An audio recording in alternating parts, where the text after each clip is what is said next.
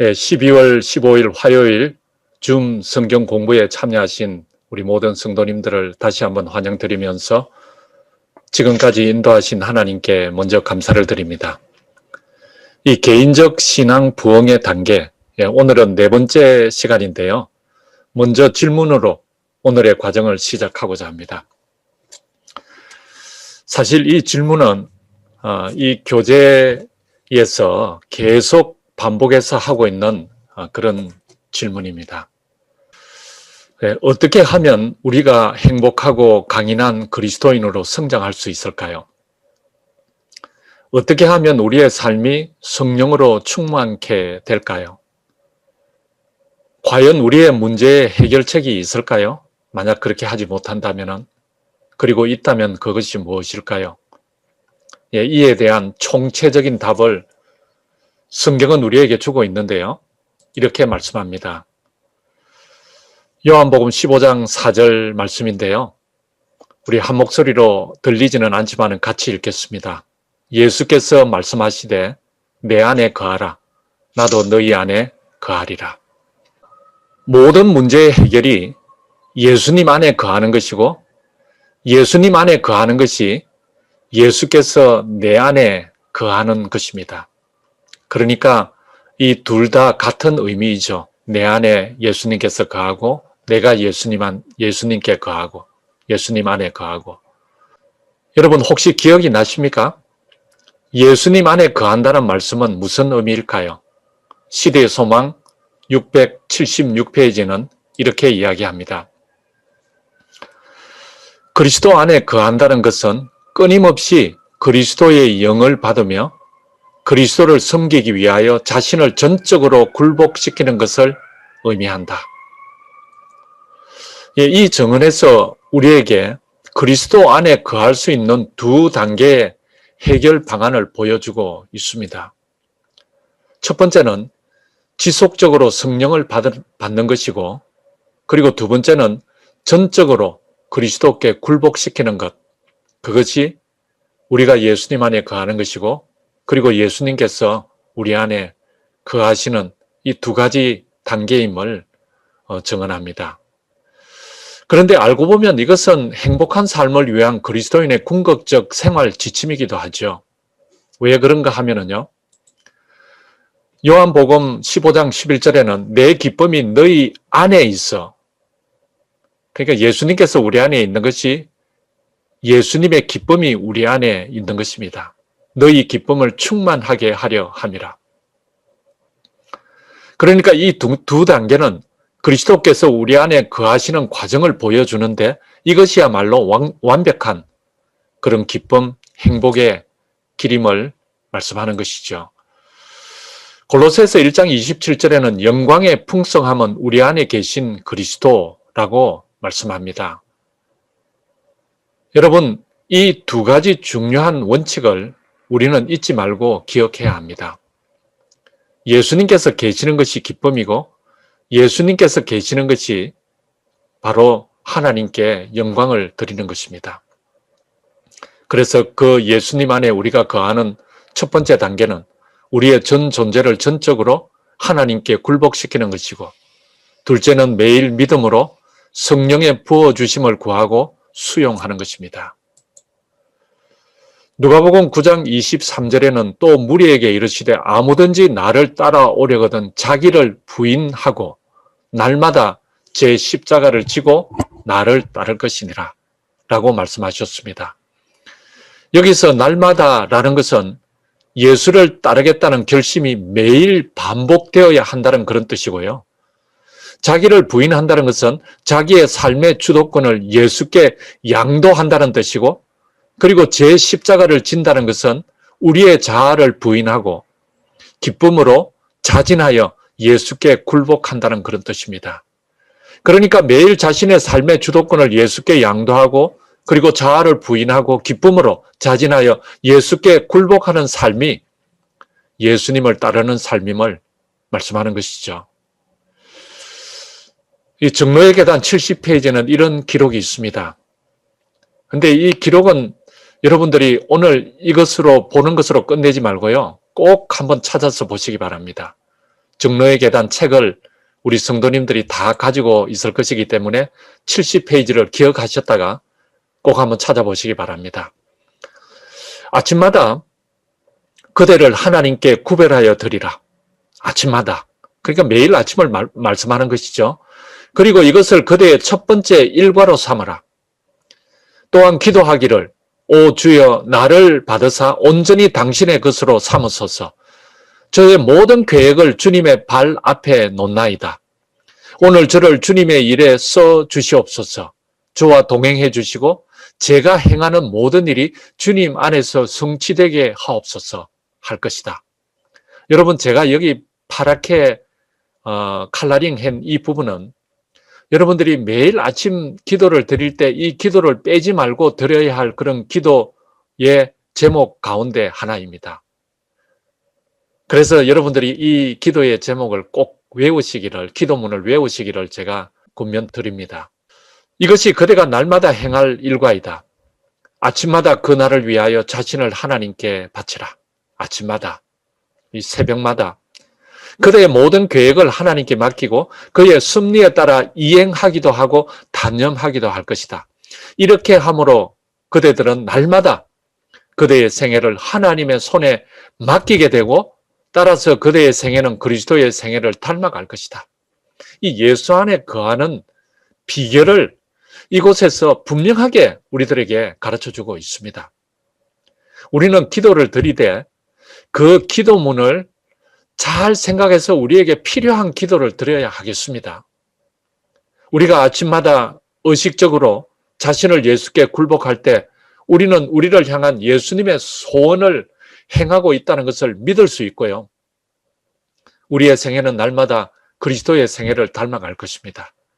그러니까 우리 성도님들과 구도자분들 다 합해서 114명이 참여하고 있는 이 새벽 말씀 묵상 헌신의 시간은 얼마나 중요한지 알 수가 없습니다. 그래서 그 말씀의 요약을 전화로 들으신 분들은 꼭 그냥 지나치지 말고 말씀을 깊이 묵상하면서 읽으면서 하나님의 음성을 그 말씀을 통하여 듣게 되시기를 바랍니다. 예수님께서 말씀하시기를 다 내게로 오라. 내가 너에게 쉼을 주겠다. 다 내게로 오라. 이것은요. 예수님의 말씀이기 때문에 굉장히 부드러운 그런 말씀으로 우리는 이해를 합니다. 그런데 여러분, 이 다 내게로 오라. 이것은요, 예수님께 말씀으로 나가야 하는 것은 예수님의 권면이 아니라 사실은 이것은 예수님의 명령입니다. 다 내게로 오라는 것입니다. 모든 일에 대한 문제의 해결을 내가 가지고 있으니까 다 내게로 오라는 그런 명령의 말씀이에요. 반드시 꼭 오라는 것이죠. 예수님께 가면 우리를 기쁨으로 영접해 주시고 우리들에게 지혜를 주실 것입니다. 그래서 요한복음 6장 37절에도 내게 오는 자는 내가 결코 내쫓지 아니하리라 그렇게 말씀합니다. 제가 오늘 아침에 산책을 하면서 집사람과 이야기를 좀 이렇게 나누다가 지식과 지혜에 대한 이야기를 제가 들었는데요. 지식은 문제를 해결하는 방법을 찾게 하지만 지혜는 문제를 미연에 방지하게 해준다는 것입니다. 다시 한번요. 지식은 문제를 해결하는 방법을 찾게 하지만 지혜는 문제를 미연에 방지하게 해준다는 것이죠. 그렇기 때문에 우리에게 지식도 필요하지만 정말 지혜가 훨씬 더 우리에게 필요한 것이죠. 문제를 미연에 방지할 수 있으면 훨씬 더 좋은 것 아니겠습니까? 야고보서 1장 5절에 이렇게 말씀합니다. 우리 한 목소리로 같이 읽겠습니다. 너희 중에 누구든지 지혜가 부족하거든 모든 사람에게 후히 주시고 꾸짖지 아니하시는 하나님께 구하라. 그리하면 주시리라. 여러분 아멘입니까? 야고보 사도는 성령의 감동으로 이렇게 기록한 것입니다. 지혜가 부족하면은 하나님께 구하면은 하나님께서는 절대로 그 지혜를 구하는 자에게 후히 주시지 꾸짖지는 아니하신다는 그런 말씀이죠. 여러분, 성령의 침례를 새롭게 받기 위해 매일 탄원해야 하는 이유는 무엇입니까? 이 교재 48페이지는 우리에게 그렇게 질문을 합니다. 성령의 침례를 간구하는 것은 예수께 우리 곁에 머물러 주시기를 요구하는 것과 마찬가지입니다. 왜냐하면 예수께서 성령을 통하여 우리 안에 거주하시기 때문에 그렇습니다. 보혜사 아버지께서 내 이름으로 보내실 성령 그러셨습니다. 그래서 내가 너희에게 가르치고 보여주고 너희들에게 말하고 한 그 모든 것들이 성령께서 다 생각나게 해 주신다는 그 말씀은 내가 지금은 너희들의 죄를 위하여 부활하여 하늘 지성소에서 중보 사역을 감당하고 있지만 그러나 나 대신 성령께서 이 땅에 오셔서 성령께서 나의 일을 그대로 해 주실 것이다. 그래서 성령께서 내 안에 계신다는 것은 예수님께서 내 안에 계신다는 것과 똑같은 말씀이죠. 예수께서 성령을 통하여 우리 안에 거주하시기 때문에 그렇습니다. 여러분, 성령의 침례가 무엇일까요? 성령의 침례. 이 안교 시간에 우리가 성령에 대해서 몇 번 공부한 적이 있었는데요. 2014년 7월 17일 그 안교 교과에는 이 성령의 침례를 이렇게 표현을 했습니다. 성령으로 침례를 받는다는 것은 성령의 영향권 안에 전적으로 몰입함을 뜻한다. 이 전적으로, 이게 아주 중요한 단어입니다. 침례는 일부 머리에 이렇게 물을 뿌리고 이마에 물을 뿌리고 하는 것이 침례가 아니잖아요. 침례는 물 속에 완전히 잠기는 것이잖아요. 그러니까 성령의 침례를 받는다는 것은 성령의 영향권 안에 물에 완전히 잠기듯이 전적으로 몰입함을 뜻한다고 그렇게 기록했습니다. 성령의 영향권 안에 전적으로 몰입하는 것, 그것이 성령의 침례입니다. 고린도서 4장 16절에는 우리의 속 사람은 날로 새로워지는도다. 그 사람은 후패하지만은 우리의 속 사람은 날로 새로워져 가야 되겠죠. 우리의 속 사람은 늘 보살핌을 받아야 합니다. 새로워지기 위해서. 우리의 속 사람이 어떻게 매일 새로워질 수 있습니까? 에베소서 6장 16절에서 19절에는 그의 영광의 풍성함을 따라 그의 성령으로 말미암아, 무엇으로 말미암아? 네, 성경은 분명히 성령으로 말미암아 너희 속 사람을, 우리의 속 사람이 날마다 새롭게 되는데 어떻게 새롭게 되는가? 성령으로 말미암아 너희 속 사람을 능력으로 강건하게 하시오며 믿음으로 말미암아 그리스도께서 너희 마음에 계시게 하시옵고 너희가 사랑 가운데서 뿌리가 박히고 터가 굳어져서 하나님의 모든 충만하신 것으로 너희에게 충만하게 하시기를 구하노라. 여러분, 그것이 성령의 역사로 이루어진다고 바울 사도는 우리에게 그렇게 말씀합니다. 아주 단정적으로 말씀하는 것이죠. 우리의 속사람이 어떻게 새로워진다고요? 성령으로 말미암아 새로워지는 것입니다. 속사람을 강건하게 하는 그 과정이 있는데요.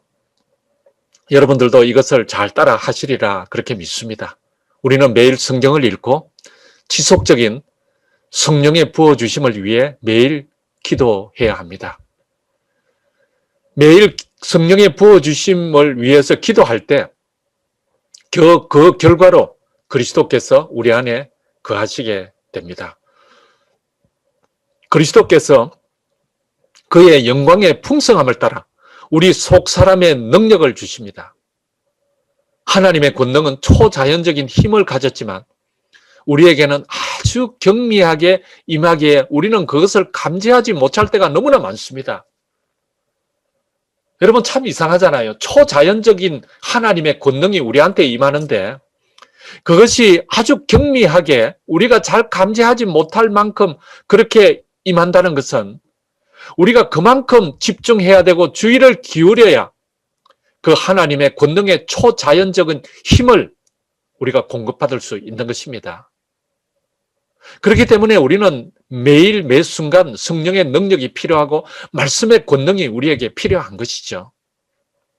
이것은 마치 몸에 흐르는 전류처럼 여러분들이 그게 눈에 보이지도 않고 감지하지도 못하지만 저와 여러분들의 몸에는 전류가 흐르고 있습니다. 이 전류가 흐르지 않으면 생체 리듬이 제대로 돌아가지 않아서 우리가 살아갈 수가 없습니다. 우리가 감지할 수 없을지라도 생존을 위해 꼭 필요한 것과 같이 성령의 임재는 우리에게 꼭 필요하고 하나님의 권능의 초자연적인 그 역사는 우리 모두에게 반드시 필요한 것입니다. 이렇게 하나님의 사랑이 우리의 마음에 주입되고요. 그리고 이것이 하나님의 모든 충만하심으로 사는 삶이 되는 그런 과정이 됩니다. 에베소서 5장 18절에는 너희가 성령으로 충만함을 받아라. 그렇게 말씀합니다. 예수님께서도 숨을 몰아쉬며 가라사대 성령을 받아라. 이 요한복음에 말씀하셨죠. 성령이 그만큼 중요하다는 것입니다. 이 교재 63페이지에는 이렇게 기록합니다. 우리가 그리스도의 의를 소유하기 원할진대 우리는 매일 성령의 감화 아래 변화함을 받고 신의 성품에 참여하는 자가 되어야 한다. 고 기록되어 있습니다. 하나님과 홀로 교제하기 위하여 충분한 시간을 내지 않는 사람들이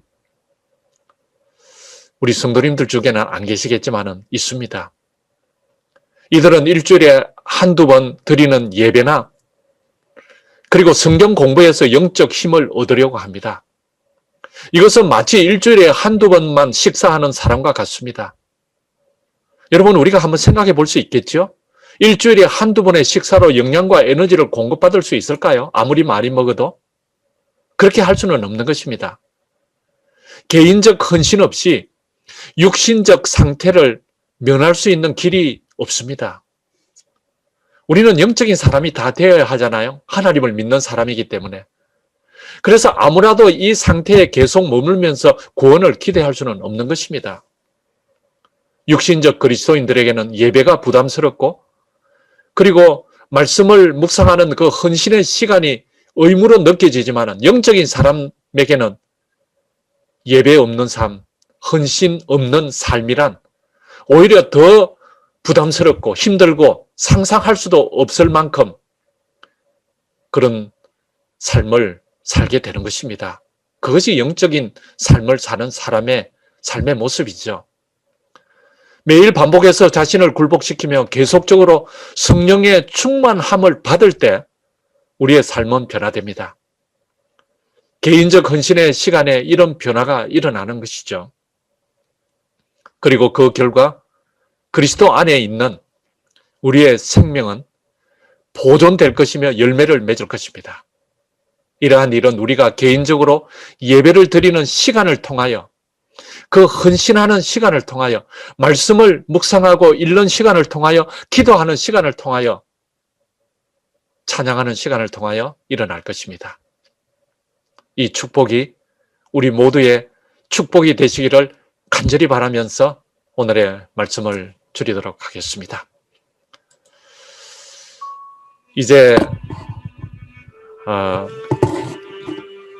함께 기도드리는 시간을 갖겠습니다.